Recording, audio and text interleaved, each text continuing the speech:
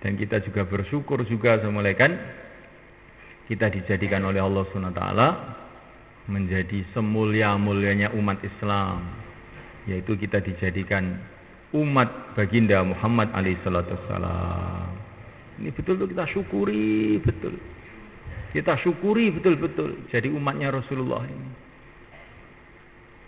Jangan kita anggap barang biasa, itu sih biasa, bukan biasa ini. Ini bukan biasa. Sebab kita dijadikan oleh Allah sebagai umat Rasulullah SAW, maka kita ini dapat keistimewaan yang luar biasa.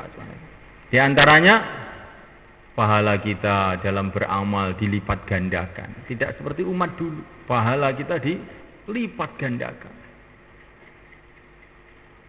Maka Nabi bercerita, zaman dulu ada orang yang jihad selama 80 tahun. Enggak ada henti-hentinya. Maka para sahabat itu pengen kayak apa berjuang 80 tahun. Tiba-tiba turun ayat, Lailatul Qadri khairum min alfi syahr. Kamu ibadah semalam Lailatul Qadar saja, subhanallah, seperti ibadah 1000 bulan, 80 tahun. Wah, ini Ramadan. Ini tidak ada Lailatul Qadar. Ada. Dalam satu hadis dikatakan, barang siapa sholat isya berjamaah, kemudian setelah itu dia sholat sunnah 4 rakaat sebelum keluar dari masjid, maka dia dapat bagian Lailatul Qadar. Sholatnya tadi seperti sholat Lailatul Qadar. Ini semua gara-gara kita ini jadi umatnya Rasulullah SAW. Maka nanti habis sholat isya itu sholat sunnah yang panjang, yang khusyuk. Sebelum keluar dari masjid, sholat jamaah. Maka kita ini kalau sholat 4 rakaat seperti sholat waktu Lailatul Qadar. Walaupun bukan Lailatul Qadar. Ini fadilahnya kita menghidupkan amal masjid. Habis sholat isya langsung pulang. Wah, ini kita rugi besar. Ya. Satu kerugian yang besar. Hadirin dimulakan Allah Ta'ala. Kalau kita pergi ke masjid, ini hadis sahih ini mulaikan, dengan niat mau menghidupkan taklim, maka kita dapat pahala haji dan umroh mulaikan. Masya Allah. Jadi kalau kita ini rajin menghidupkan masjid ini, seperti tiap hari haji, tiap hari umroh, padahal tidak pernah ke Mekah. Ini semua karena kita ini ada nisbat, ada hubungan dengan yang mulia baginda Muhammad alaihissalam. Orang itu gembira, jadi korpri, pegawai negeri, ya kan? Sehingga dipasang kuningan, ditempelkan di sini, korpri. Ya. Kenapa sih baju kok diembel-embel begitu? Oh, korpri, Pak. Nah, karena saya ikut jadi korpri ini, ya, saya dapat gaji. Ya. Kalau sakit dapat murah nanti ke rumah sakit. Ya. Nanti sudah tua dapat pensiun. Ya. Kemudian dapat pesangon lagi. Ya. Kalau saya mati, istri saya masih dapat gaji lagi. Maka ini penting Pak korpri ini. Jangan sampai lupa ini. Ya. Kalau ini hilang Pak, gawat bahaya. Ya nggak sama kan? Yang pegawai negeri itu mesti merasa begitu itu. Pegawai negeri lah. Ya. Yang nggak pegawai negeri nggak ngerti opo korpri, kapri korpri nggak ngerti podo wae. Ya. Nah, ini penting akan mendatangkan fasilitas-fasilitas. Begitu juga semulaikan Allah Ta'ala kita ini jadi umat yang mulia baginda Muhammad SAW. Ini dapat macam-macam fasilitas. Jangan sampai saya itu tidak diakui oleh Rasulullah ini. Bagaimana supaya saya itu diakui oleh Rasulullah SAW? Kalau saya ini senantiasa menghidupkan sunnah-sunnah Nabi. Kenapa pakai kopiah-kopiah segala? Ini penting ini. Ini sunnah Nabi ini. Nanti kalau nggak pakai sunnah Nabi, nggak diakui umatnya, gawat nanti. Nggak dapat fasilitas nanti. Maka sunnah Nabi itu betul-betul dipegang betul-betul. Maka seorang sahabat yang Malaikat Allah Ta'ala pergi ke negeri Mesir. Nah, Mesir itu zaman itu, ya istilah zaman sekarang sudah negeri maju lah. Karena asalnya itu daerah Romawi. Sekarang orang Mesir sudah pada masuk Islam, tapi karena mereka itu dulu orang Rom, orang Romawi, mereka itu merasa lebih maju, lebih pinter daripada orang-orang Jazirah Arab yang hidupnya di padang pasir itu. Sehingga sahabat itu datang ke Mesir, maka makan dengan orang Mesir. Maka ada rotinya yang jatuh, diambil, dibersihin, dimakan. Maka orang Mesir, wah, nggak usah dimakan, malu-maluin saja. Maka sahabat tadi marah. Apakah akan aku tinggalkan sunnah nabiku gara-gara orang goblok seperti kamu ini?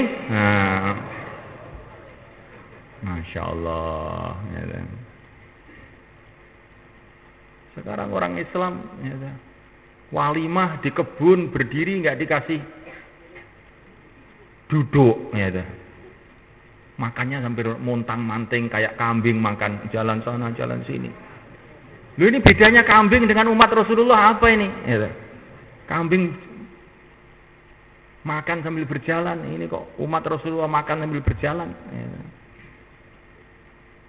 Perasaannya modern. Perasaannya ini lebih maju. Nah, ini adalah kebodohan yang sebesar-besarnya kebodohan. Maju itu ya ikut Rasulullah, itulah orang maju itu malaikat. Inilah orang mulia yang kita pegang sunnah Nabi itu. Kalau ada orang yang memprotes, kamu itu belum sampai, pikirannya belum sampai, gitu aja. Nanti kalau kamu sudah sampai akan seperti saya juga.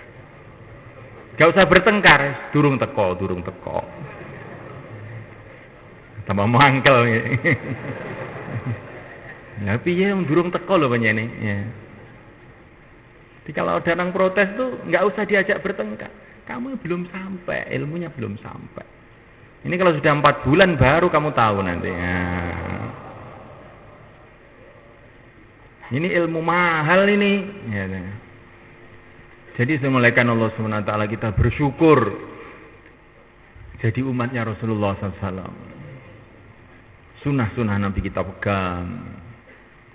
Kita cintai Nabi kita cintai sunnahnya, kita cintai keluarganya, kita cintai orang-orang yang membawa ilmunya, yaitu para ulama. Kita cintai seluruh pengikutnya, yaitu seluruh orang Islam. Walaupun untuk kita ini lihat ini orang Islam yang menyakitkan hati kita, ya. Tetapi jangan dilihat itu saja. Walaupun itu menyakitkan hati saya, tetap juga saya cinta sama dia. Karena dia ini umat Rasulullah SAW. Seperti kita punya anak, malaikat. Punya anak nuwakal beling. Ya kita ini marah. Tapi walaupun marah tetap sayang juga. Lah piye neh wong ya anak. Beling-belingo ya anak, piye neh. Begitu juga malaikat kita kepada umat Islam itu. Walaupun bagaimanapun mereka itu beling, ya bagaimana lagi wong itu ya umat Islam. Itu umatnya Rasulullah. Ya tetap saya cintai mereka, saya doakan mereka. Tapi saya juga tetap marah sama mereka. Nah, karena sayangnya kepada mereka. Bukan karena benci, karena saking sayangnya. Hadirin dimuliakan Allah Subhanahu wa taala. Kemudian kita syukuri semulaikan Allah Ta'ala karunia yang besar lagi yang Allah berikan kepada kita, yaitu berupa ibadah, di mana ibadah itu bukan satu beban, malaikat. Sekarang itu kita ini hidayah, ibadah itu kita anggap beban atau kewajiban. Memang wajib memang, tapi jangan kita anggap satu kewajiban. anggaplah sebagai hadiah. Ya. Sholat itu adalah hadiah Allah kepada kita. Puasa itu adalah hadiah Allah SWT kepada kita. Zikir itu hadiah Allah SWT kepada kita. Ibadah itu hadiah. Kalau kita ini dipanggil oleh seorang raja untuk menghadap, maka akan kita anggap ini satu kehormatan, bukan suatu hal yang menyusahkan. Ini presidennya apa kurang kerjaan apa manggil-manggil saya? Ya. Begitu kira-kira? Tidak. Kita dapat surat dari presiden manggil kita, Masya Allah. Teman-temannya dikasih tahu suratnya. Surat presiden ini. Ya. Saya dipanggil. Masya Allah, luar biasa. Kok bisa ingat sama saya dia itu? Ya, ini dipanggil oleh Allah SWT yang menciptakan seluruh presiden. Loh, kok maghrib toh tiba ya? Inna lillahi wa inna ilaihi raji'un. Ya. Kalau Allah SWT tidak punya sifat as-sabur, maha penyabar, mungkin sudah disambar beledek itu. Ya. Dipanggil oleh Allah kok. Loh, tiba-tiba wis maghrib toh. Nah. Mestinya itu kita ini gembira, Masya Allah, Alhamdulillah, marhaban, gembira kita ini. Insya Allah kita niat gitu sama mereka.